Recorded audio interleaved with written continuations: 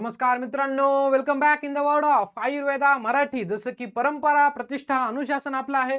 पहिला पेपर झाला की पुढच्या पेपरचा शेड्यूल पाहायचा, कशा पद्धतीने आपण अभ्यास करू शकतो।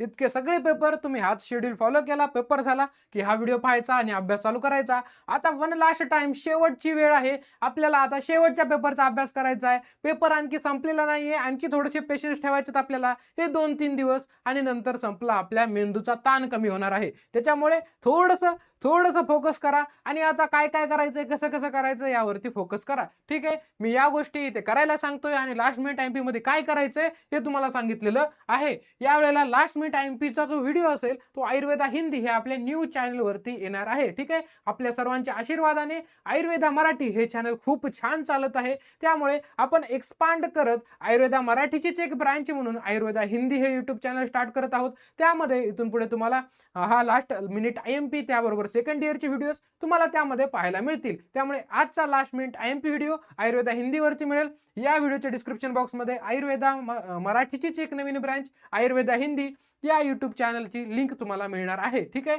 या व्हिडिओ नंतर तिथे जाऊन सबस्क्राईब करा, तिथे लवकरच लास्ट मिनिट आयएमपीचा व्हिडिओ येईल। ठीक आहे, चालू करूया। पेपर झाला, 8 वाजेपर्यंत टाइमपास करा। 8 वाजता अभ्यासाला बसायचं। आपला शेवटचा पेपर क्रिया शरीर पेपर 2 काय आहे सर? सगळ्यात पहिले इम्पॉर्टंट काय आहे त्याच्यावरतीच आपल्याला फोकस करावं लागेल। याच्यावरती सुद्धा 60% आयुर्वेद पार्ट आपल्याला आहे, त्याचबरोबर आपला 40% मॉडर्न पार्ट याच्यावरती पाहायला मिळणार आहे। परंतु एमसीक्यू पहिल्या पेपरमध्ये 5च मॉडर्न वरती होते, आता आपल्याला 10 एमसीक्यू मॉडर्न वरती पाहायला मिळणार आहेत आणि 10 आयुर्वेद वरती पाहायला मिळणार आहेत। आणि मॉडर्न वरती फक्त 1 एलक्यू आपल्याला पाहायला मिळणार आहे, बाकीचे 3 एलक्यू जे आहेत ते आयुर्वेद वरती आहेत आणि 4 एसीक्यू। एवढा मॉडर्नचा इथे पार्ट असणार आहे। एमसीक्यू मध्ये थोडासा पार्ट याचा वाढला। एसीक्यू मध्ये 4 एलक्यू आयुर्वेद, 4 एलक्यू मॉडर्न। एमसीक्यू मध्ये 10 आयुर्वेद, 10 मॉडर्न। फक्त एलक्यू मध्ये कोणाचा बोलबाला आहे? एलक्यू मध्ये सर्वात जास्त आयुर्वेद 3 एलक्यू आणि फक्त मॉडर्नचा एकच, आणि तोही कशावर येणार? हिमोपोएटिक सिस्टम आणि त्याचबरोबर कार्डिओव्हास्क्युलर सिस्टम, दोनच चॅप्टर तुमच्यासाठी आहेत ज्याच्यावरती तुम्हाला एलक्यू म्हणून फोकस करायचं। ठीक आहे, त्याच्यामुळे इथे हे इम्पॉर्टंट काय आहे मित्रांनो? आयुर्वेद पार्ट चालू करूया। 8 ते 11 काय काय सुरुवात करायची? सगळ्यात पहिले haemopoietic system, immunity, cardiovascular system most important आहे हे 2 चॅप्टर। त्याच्यामुळे सुरुवातच इथून करायची आहे, म्हणजे जास्तीत जास्त रिव्हिजन याच्यावरती झाली पाहिजे। त्यानंतर पुढे इम्युनिटी आहे, इंद्रिय, छोटे छोटे चॅप्टर जे आहेत त्याच्यावरती आपल्याला नजर मारायची। इंद्रिय, आत्मा, निद्रा व स्वप्न व्यवस्थित पाहायचे, कारण रिव्हिजनच्या वेळेला आपल्याला थोडंसं फास्ट पाहायचंय। काय काय? इंद्रिय, आत्मा, निद्रा, स्वप्न। निद्रा स्वप्न प्रकार व्यवस्थित करून घ्या।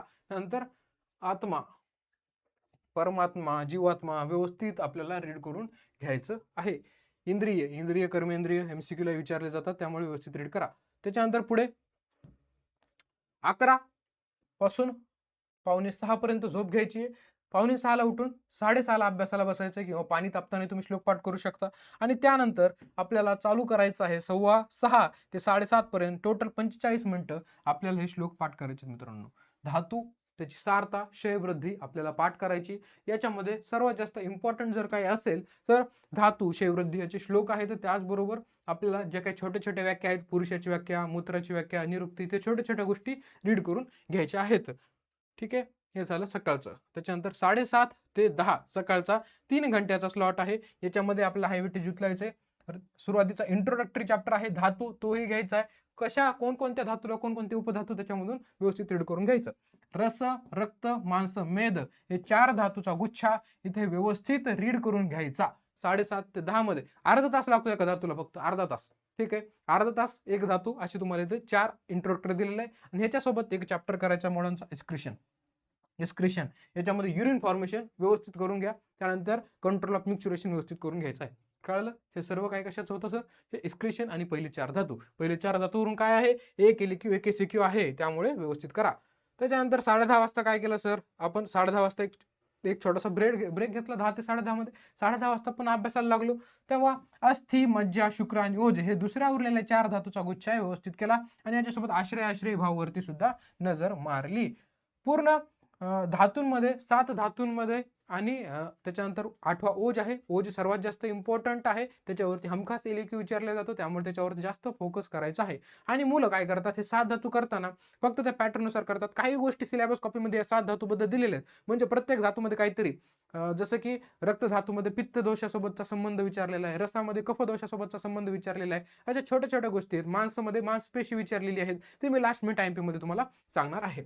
त्यानंतर म्हणजे तुम्हाला ओव्हरलुक करायचं ते बी कळून जाईल, एकही क्वेश्चन तुमचा राहायला नको.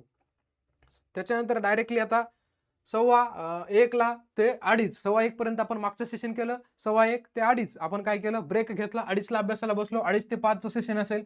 उपधातू मल करणार. उपधातू किती? 3. मल किती? 3. ठीक आहे. मलामध्ये मूत्र व्यवस्थित करणार, उपधातूमध्ये त्वचा व्यवस्थित करायची आहे. कळालं? बाकी सर्वच काही याच्यामध्ये करायचं. हे पहिलं सेशन आहे, त्याच्यामुळे एकदम डिटेलमध्ये वाचायचं. डिटेलमध्ये म्हणजे जे पॅटर्न आहे त्या गोष्टी तुम्ही आधी केलेल्या आहेत, त्या गोष्टी व्यवस्थित इथे करायच्या. त्याच्यानंतर मॉडर्नमध्ये तुम्हाला रिप्रोडक्शन छोटूसा चॅप्टर आहे म्हणून इथे दिलं. इथे स्पर्मॅटोजेनेसिस ओजेनेसिस व्यवस्थित करून घ्यायचं. स्पेशल सेन्सेस जे आहेत त्याचे ऑडिटरी व्हिज्युअल पाथवे इथे व्यवस्थित रीड करून घ्यायचे.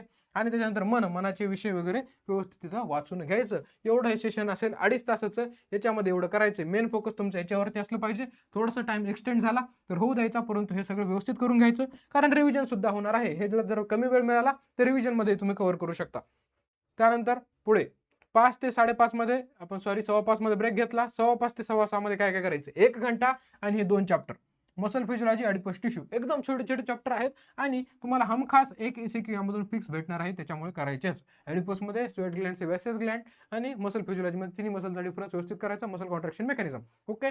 पुढे इथे मी काय सांगतोय, जे मोस्ट हायलाइटेड पॉईंट आहे त्या चॅप्टरचे ते मी तुम्हाला सांगतोय. लास्ट मिनिट एमपी मध्ये आणखी एक्सपांड करून सांगेल. 6:15 ते 8, 6:15 ते 8 रिव्हिजन करायचं. आता पूर्ण एक स्लॉट झाला आपला. सगळे चॅप्टर रिवाइज झालेले आहेत. कधीपर्यंत? 6:15 पर्यंत. म्हणजे काल रात्री 8 पासून तर आज 6:15 पर्यंत आपले संपूर्ण सिलेबस रिवाइज झाला. आता चालू करायचं रिव्हिजन आपल्याला. आता थोडीशी स्पीड वाढवायची. आता जे चॅप्टर मागे 1 तासात केले, आता ते पाऊण घंटा अर्ध्या तासात करायचे. जसं की बघा, चालू केलं 6:15 ते 8 हे आपलं रिव्हिजन टायमिंग चालू केलेलं आहे 1.5 तासाचा. याच्यामध्ये haemopoietic system, cardiovascular system most important आहे, म्हणून एलिक्यूला पहिले ओज हे एलिक्यूचे टॉपिक आहेत, त्यामुळे सगळ्यात पहिले रिव्हिजनला घेतले तिने. त्याच्यानंतर आत्मा, निद्रा, स्वप्न पुन्हा एकदा रिवाइज करायचं.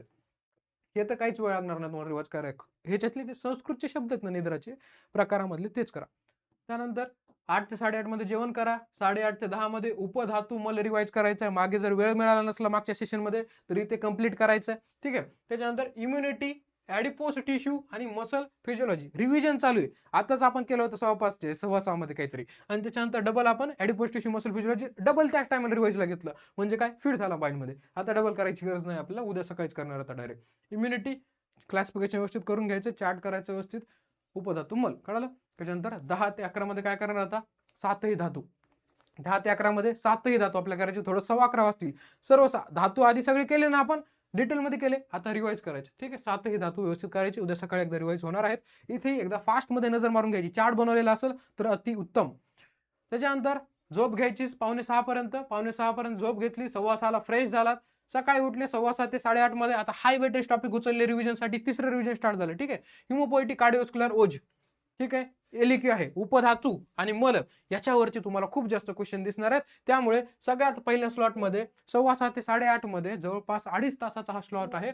याच्यामध्ये तुम्हाला काय केलं, हा पूर्ण हाय वेटेज टॉपिकचा सकाळी सकाळी ठेवला, म्हणजे कॉन्फिडन्स वाढेल. त्याच्यानंतर 8:45 ते 10 पर्यंत आपण काय करणार, 7ला 7 धातू रिवाइज करणार, रिप्रोडक्शन रिवाइज करणार आणि एक्सक्रिशन रिवाइज करणार.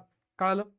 हे 3 व्यवस्थित करून घ्या. एक्सक्रिशन वरती हमखास एसीक्यू फिक्स आहे, रिप्रोडक्शन वरती हमखास एसीक्यू फिक्स आहे, आणि 7 धातूवर तर खूप जास्त इम्पॉर्टंट आहे, त्याच्यामुळे हे सुद्धा रिवाइज करायचं. तिसरं रिव्हिजन चालू आहे. तुम्ही म्हणाले एवढा कमी वेळ देताय. आता जेवढं आपण पुढे जाल तसं रिव्हिजनला कमी वेळ ठेवायचा आपल्याला. सुरुवातीला करताना जास्त वेळ घ्या, वाटलं तर थोडा एक्सटेंड झाला तर होऊ द्या टाइम.